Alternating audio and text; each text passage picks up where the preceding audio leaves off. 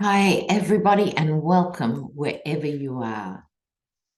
Now, before I start on this reading today, I'd just like to talk about fire for a couple of minutes, because as we know, the dreadful wildfires in Canada still haven't been completely extinguished.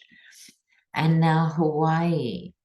Oh, Hawaii handles volcanoes, so many things, but this is so distressing.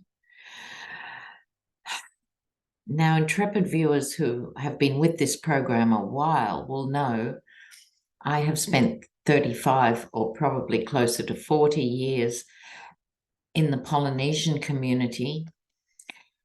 And I want to say to any Hawaiians listening that the hearts of all Pacific Islanders are with you, looking at those terrible images, and they get it and they're sending their love, because Lahaina has been demolished. And it's just very, very sad. Hopefully the federal government will leap in with some effective funding.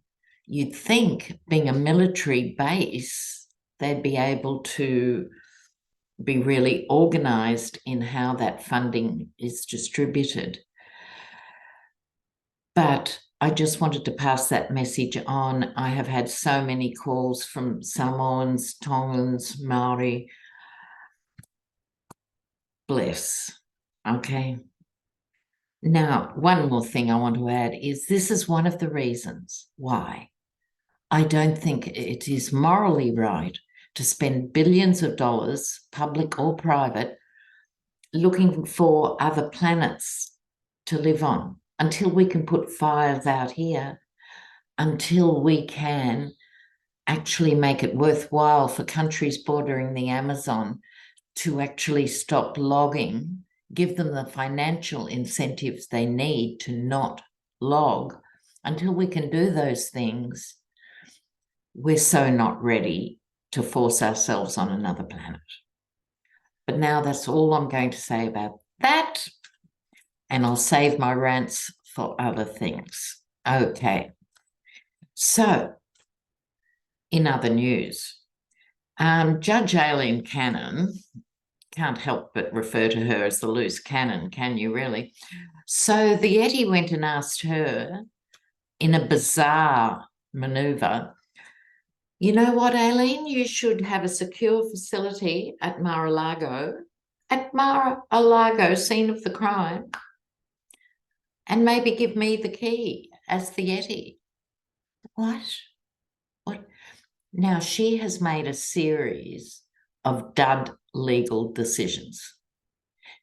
She's not smart. She's not like a smart conservative judge. She's not that good. And she simply should not be off her learner plates, really, in judgedom, let alone the biggest trial in modern history. I mean, where are the lawyers? I'm sorry, I mean the real lawyers. I know Glenn Kirshner and all these ones work really hard. Ari Melba, Midas Touch, they're all doing a great job.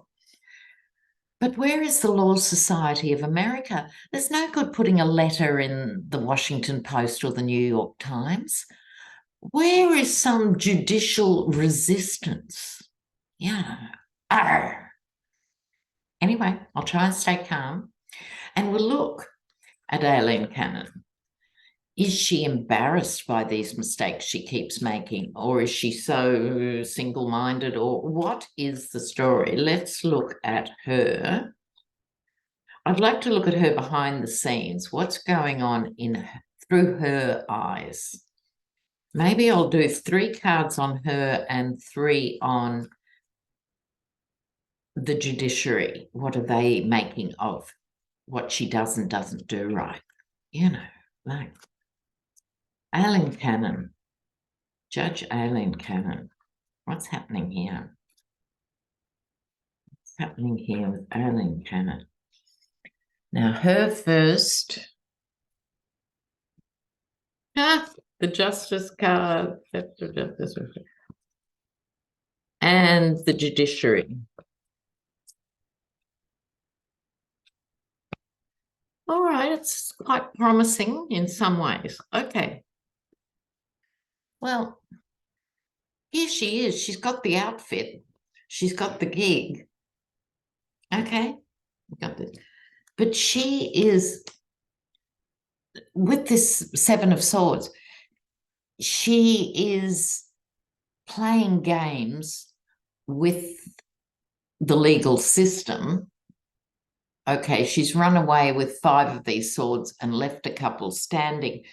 She can be quite destructive to the tenets of law that allegedly hold up a country like America. Okay, she's doing it. Problem is, she gets the Empress. The Empress expands everything. So I'll get to what the judiciary think about her in a moment, but I think she's going to continue making these mistakes and make worse and bigger mistakes. I don't think she's finished screwing up. I don't. She's only at the beginning. Oh. Now, what do the judicial powers think about her? Well, they're not impressed. They would like to go in with a big stick. I think they're talking behind the scenes. This is the Three of Pentacles, working out what they can do and what they can't do, or they feel they can't do. Different points of view are being expressed in the Three of Pentacles, right? How to approach this problem, the problem being Aileen Cannon. I think they might come up with something. This is skewering with the judicial sword. I'm sort of a bit more relieved seeing these cards. I think they are talking about it more and not just over a bourbon in a bar and going home. I think there's some serious conversations here. And this is the outcome for the judiciary. I think one of the reasons they'll end up doing something is because Jack Smith brings international experience and can almost shame them into some sort of action, because you do not get to prosecute war criminals in The Hague by being Mr. or Mrs. Nice Guy. Okay? It doesn't happen. So I'm a bit more optimistic, but she's not finished. She's going to keep doing stupid things, dangerous things, because that's who she is. How could she have even been in the mix for judging this? It should have been a minimum, judges should have had a minimum of 10 years experience at high level to even be in the wheel, right? Should have been a minimum, not some fly-by-night law graduate who was just promoted by the Etty. You know, like, talk about sabotaging America's democracy. Let's not go there. Let's move on to other things. Speaking of sabotaging America's democracy, we have a 5th conspirator, Cheesebro, one of Yeti's lawyers. We'll get to him in a moment. But I want to check in on Fani Willis. I've done her recently, but now Trump has unleashed the attack ad claiming she had an affair with a gang member based on absolutely nothing in the Trump tradition. Apologies, Mary, that was a generalization. I'll just say it. It doesn't even have to have a passing acquaintance with the truth. So, will Fani, can someone tell me in the comments, can Fani actually speak with Tanya, who is prosecuting him elsewhere? Can they talk, or are judges not supposed to talk if they're seeing cases with the one client? So if people could let me know the legal situation on that, but I'd love to know. What's she going to do about this? Because it's a gift to her on one level. You know, he didn't even wait 5 minutes doing this. What is she going to do about it?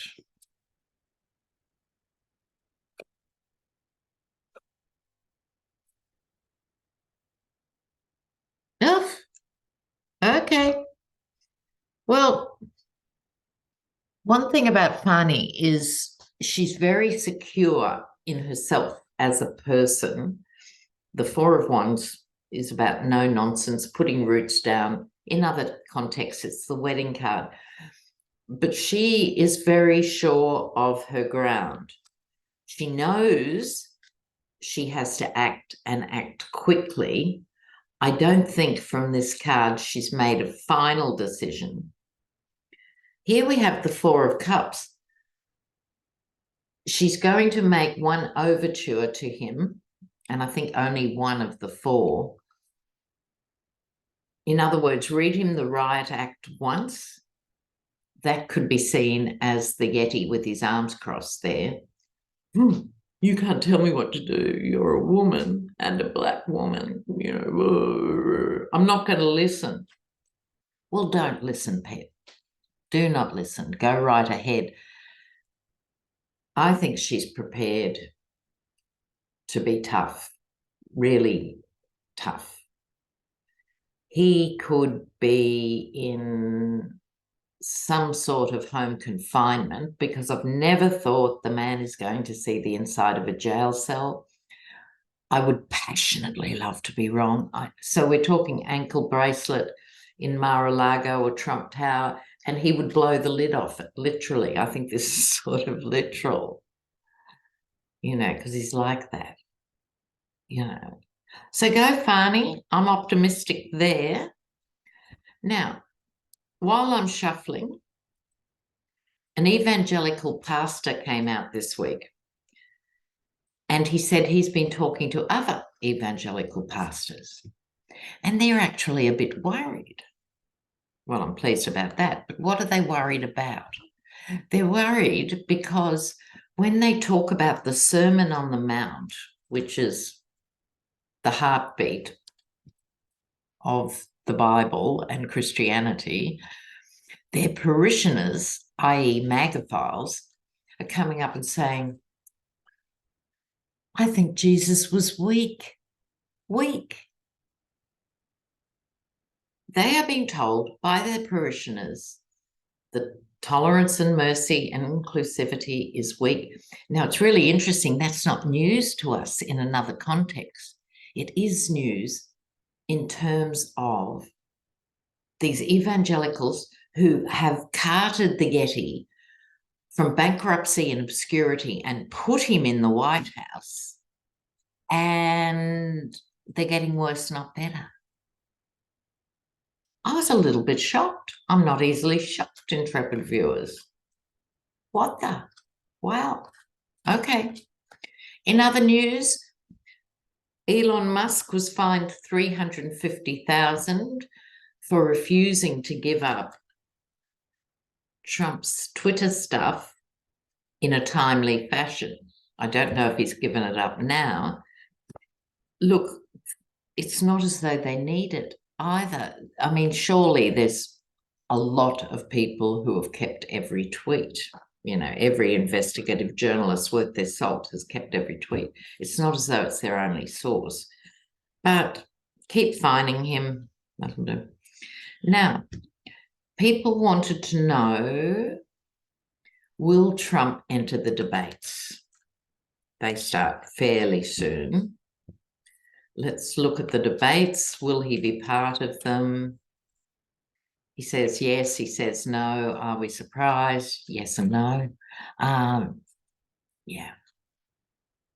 So what's going to happen with the GOP debates and Trump? I'll tell you in a moment.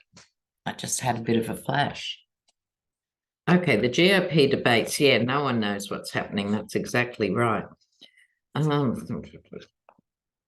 And they'll result in the public not knowing anything because they've got nothing to say. But I'm paraphrasing, so let's go through it. Illusion, delusion. Good things and bad things are in those cups. But I think the viewing public is going to be confused by this. I think this is a a pairing. This could be two of the candidates against the other candidates, or two of the candidates that speak out full throat against the Yeti. I think there's going to be two that stand out for some reason, and they will speak truth to power to some extent. But here we go, the hangman. Now, normally the hangman suggests that you can get a new perspective on things. I don't think there's a new perspective to be had. They're so far up the Yeti's wazoo that even if they do badmouth him a bit, they're scared of the base, right?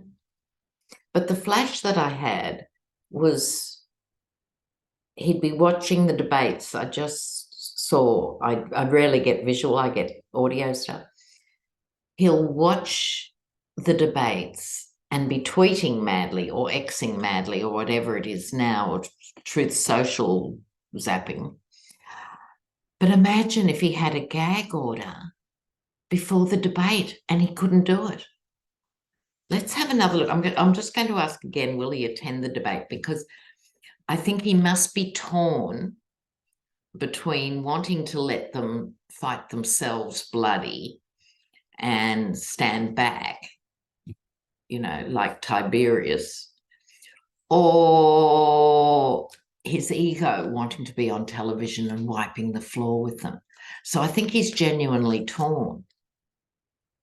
Okay, so I might leave that for now because we've got other things to cover. Remind me and I'll come back to that. But my feeling is he'll say no and either appear at the last minute or not at all. I don't think he will agree to the debate, but that's going to be the best fun we've had in a while, intrepid viewers, is watching only GOPers shred each other, and they have to say something about the Yeti. So that's popcorn territory. Right. So a couple of other snippets before I move to Cheesebro. One is a very alert viewer said to me, Jen Psaki, you know, who's fabulous. She's got her own podcast now. And she described the Yeti's lawyers as engaging in argy-bargy. So either Jen Psaki knows a few Australians or she watches this channel. If you're with us, Jen, you are so welcome. You've done a great job. Bless. And thank the viewer for alerting me. Also, speaking of being alerted, this is the tarot deck I designed with Sienna Rose from Sienna Rose Metaphysical, our One World Tarot. It's been pirated and it's being sold on Etsy for, I'm not saying this about the money because we haven't made the money back for it anyway. It's not about the money, it's about the quality. And a viewer said it was being criticised on Facebook or something for the poor quality of the cards in the book. They're very good quality. They're lovely texture. We held out for that. So they've been pirated. So if you're going to buy it from a reputable outlet, not Etsy. Okay, so they've obviously cut down the cards, used crappy texture and stuff. So stay away from pirated versions of the One World Tarot, please. So if you see them for sale for $8 or something, you'll know it's not a bargain. It's a piracy job. Okay. So let me know if you've come across anything like that. Okay, so, all right, now I want to do this Cheesebro, but I had something else I wanted to talk to you about. Oh, congratulations, Ohio. Bless. Such a good result, really high turnout, put them in their place, 20-point differential, saying you can keep your repressive, authoritarian, fascist fantasies off women's bodies. Go home. Love it. Love it. Go Ohio. Also, in the not so good column, 4 million people have been kicked off Medicaid in the last 4 months. We all knew it was coming because of the COVID bump and stuff, and now the feds have pulled back. People are losing coverage, and many of them because they haven't submitted their paperwork. So the people who need it most are those who struggle with paperwork, right? It's so unfair. It's so really unfair. But my gripe is the Dems at federal level and state level should have been saying this for weeks before every state cuts people off. Doesn't matter if you're in Wisconsin, Colorado, you should be hearing the message. The GOP are about to let you just die in the gutter, wrapped in an American flag for untreated chronic disease. It's time, you know what, to support Medicaid and point the fingers at who is stopping it. Really, you know, this myth of socialized medicine. Oh, I can't bear it. Okay. Now, Cheeseborough. Who do we have so far? We've got Giuliani, we've got Eastman, we've got Sidney Powell, who else? Jeffrey Clark, who used to work for the DOJ until he got in bed with the devil. Should know better, didn't. About to lose his law license. Now he's on bended knees, groveling. Not good enough. Should have thought about it then, pet. So now we've got Cheeseborough, and he's in trouble because he authored the memo that actually gave step-by-step plans for how to slow down the election count and to brush it under the carpet. He actually did the memo, okay? And unfortunately, for all of them, Jack Smith has everything, okay? So let me split these cards here and we'll have a look at what the immediate legal future might be for Cheeseborough. I'd forgotten about him. I remembered him a year or so ago, then forgot all about him. What's going to happen there? Why is his bit in this so important? Let's have a look. So, and Jack Smith has set a trial date for January 2nd, 2024 for his trial about subverting the election. January 2. So it's very mixed, isn't it, at the moment, viewers? It's like things are exciting and frustrating and frustrating together in the same day. But let's hope there's a bit of momentum building. Cheeseborough. Woolly rollover. Oops, what fell out? Page of Swords. Let's have a look at the other cards he got.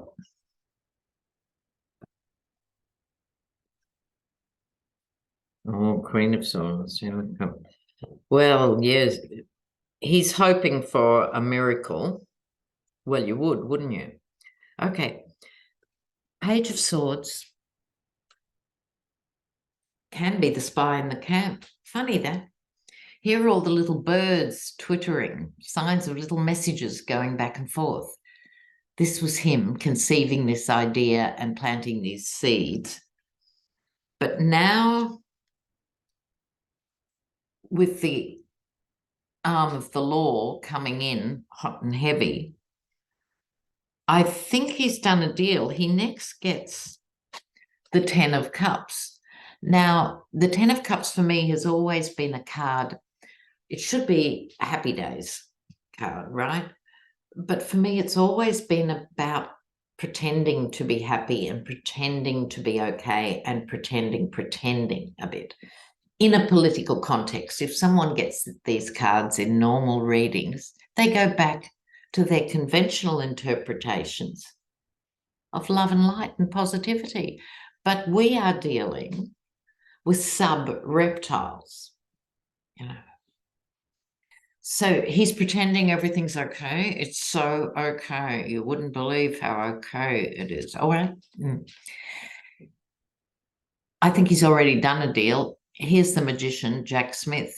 This is my new card for Jack Smith. See if anyone else picks up on that. He's working his magic. He has all the tools at his disposal. So Smith has come to him quite late in the piece, which is never a good sign if you're a defendant, because you know they've got a mountain of stuff. This is okay. So this is Jack Smith fully across this. I think he will end up being persona non grata for all of those, because not only has he flipped, I think he's submitted I think multiple things with these multiple birds. He submitted emails, memos. I think he recorded things. I think there's voice recordings with Cheeseborough. Ooh, okay. All right, beloved ones. Well, I'm going to say goodbye to you from Friday and wish you well, because most of you are still in Thursday, you poor darlings. Never mind. I can let you know Friday's okay. Nothing wrong with the Friday. And I'll see you next time. Ciao.